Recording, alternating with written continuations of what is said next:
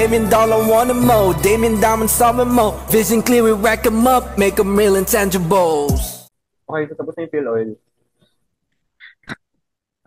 Next time na lang namin pag-uusapan yung isang topic. Guys, lumabas na yung so yung standings niya, based sa Phil Oil standings. Third episode lang to. Phil Oil standings, kung nakita, diba? Sinabi ko na. To reiterate lang, by order, UP, Lasal, FU, UE, UST, NU, Adams, na Ateneo. One by one na lang. Hindi naman one by one per team. I mean, one by one kayong dalawa. What did you least expect na nakita sa standings? And what do you think that means in the coming year 8 season? Can you I'll start can you send the standings? Sige, while Matt sending standings, I'll start. I didn't expect that. I knew di talaga contending Ateneo, pero I didn't know they were gonna be this bad. Like 0-7 bad. Hindi ko in-expect. Sabihin nung pre-season, yung mga games na tambak sila, some of these teams natin, kinalaban nila, non-contending teams din. So it's like, what's gonna happen talaga to Ateneo, di ba? Siguro UE din, surprisingly, nakapasok sila sa Final Four. I didn't know that they're gonna... So, kuha lang 2 games. Sige, go lang. Ayun. Hindi ko in-expect na UE was gonna lalampasin nila yung UST. I don't know. Probably kasi UST medyo nag-ano pa sila. Nagre-regroup pa sila. Or nasasanay pa sila maglaro with each other. So, sir, when it comes to Phil Oil, pero I still believe UST is gonna be in the top 4 when it comes to the actual UEAP na. Yun lang yung surprising for me. UE making the Final Four. And Ateneo being this bad. Para sa akin, I agree with the Elijah 100%. UE, well, I did not expect them to reach that point also. UST, I kind of expected it as well. Not for anything, they don't suck, guys, they don't suck. But it's still, getting used to playing with each other. What surprised me the most was FEU. FEU is rebuilding. Their best player left them. And again, this is my opinion. I thought that their best player last year was Patrick Sleet, barring LJ Gonzalez since he was the senior. I meant he was the best player dapat to come back. He left for Perpetual. They have a new coach, Coach Sean Chambers. They're having a new system, and they still managed to reach the bronze medal game. Did they win the bronze medal? They did, right? They won third place in the preseason cup, beating Letran. If I'm not mistaken, it was Letran.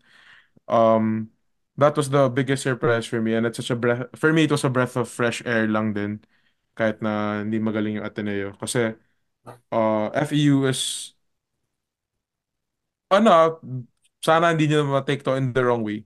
Pero overall, for me, FEU has always been the third best basketball program in the country, or at least in the UAAP. Right behind Ateneo and LaSalle in that order. In UAAP, it was Ateneo, LaSalle, then FEU. Because of ilang beses sila nag-Final Four, ilang beses na rin sila nakapag-champion. At any era, it's I for agree. me it's good that a powerhouse is once again like finding their footing this early in their rebuilding stage. They're This very... early. Yeah, very early in the rebuilding stage, right? So that's good.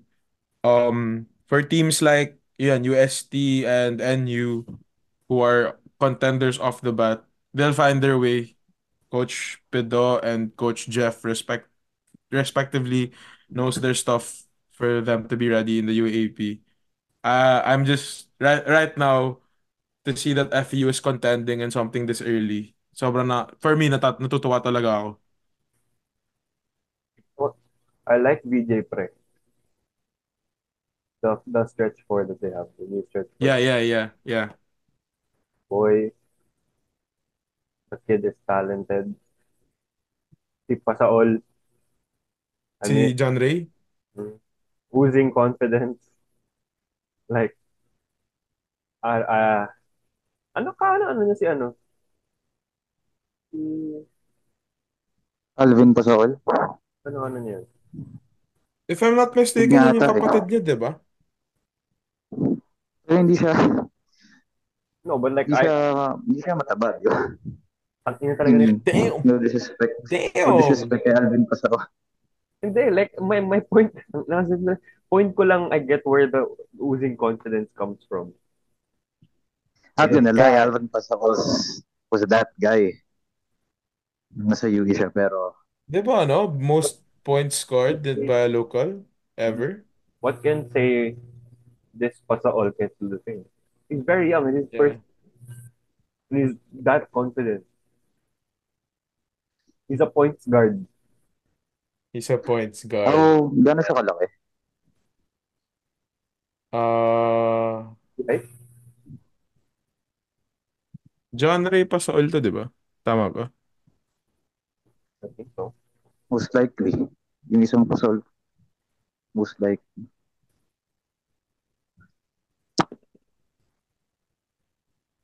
Yeah, I think so. He's 5'11". He's playing with that much confidence. Right future. He's 5'11", yeah. Ako, hindi ko alam kung saan ako surprise, pero yun nga. Yun, FEU. FEU, very surprising. Sino yung Homegrown FEU talent. Straight out of the juniors division. And they're showing up like this. Wow. Sino yung shooter nila na point guard? Clark Or Bautista. nag-guard siya? Doric. Hindi si ano. Hindi. Doric. Not sure eh. Basta naglaro siya before. Last year naglaro na siya. Basta shooter siya. I don't know. FEU. Check ko nga.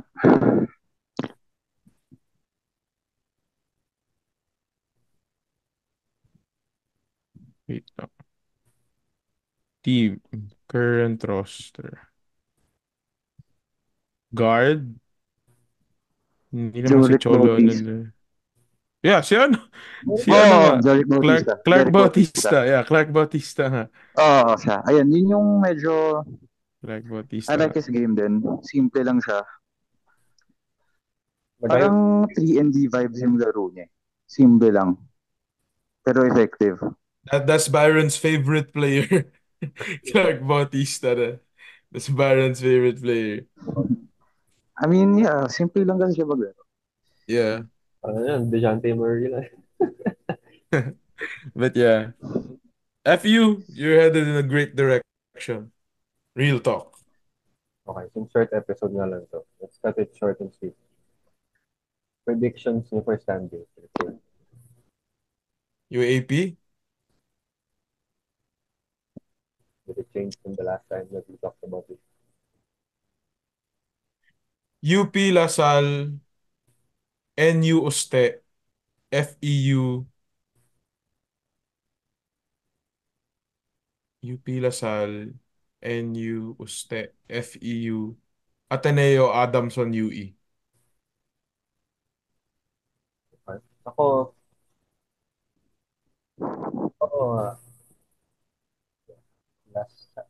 UP Lasal, UST, NU, FEU, UE, Ateneo Adamson. Same mo kay Matt, pero replace UE and Ateneo. Then you have hindi. Sorry. You have Ateneo at 6? UP, Lasal, UST, NU, FEU. FEU, Ateneo, UE, Adamson. Oh, well. Let's see if we're right. God, I hope we're right. Actually, no, I hope I'm wrong and that Ateneo makes the Final Four I think Guys, yung last time hindi nag-Final Four Ateneo, grade ano ako? Grade 6. I think that's the Ateneo. Pre, Graduate na ako batchmate ngayon ng... lang tayo. Damay mo naman kami. Sorry, last time hindi nag-Final Four Ateneo, grade 6 kami. Ngayon, Yung gaga. year na Ano nagpakalbo tayo? sila. Ngayon, graduate kami ng college. Ganong katagal sila nagpa-Final Four. Oh my lord. Let's see. Kasi ang Ateneo fan, hopefully, they prove us wrong. Pero, yeah, but realistically and typically why, based on what we've seen so far, that's how Siguro ito, sige. For the Ateneo fans out there like me, one thing that surprised me, laro ni Christian Porter. I know that I know that his impact wasn't seen as much on the score sheet, on the box score pala, sorry. Pero you saw the heart that he was playing at as an undersized big. If I'm not mistaken, that guy is 6'5", going up against FSAs. Siya yung nasa gitna ng zone ng Ateneo, guys. Like, that's, as trust me, as someone who's undersized when he plays zone, it's hard. they bright future though. Hopefully mag-develop lang properly. Yeah.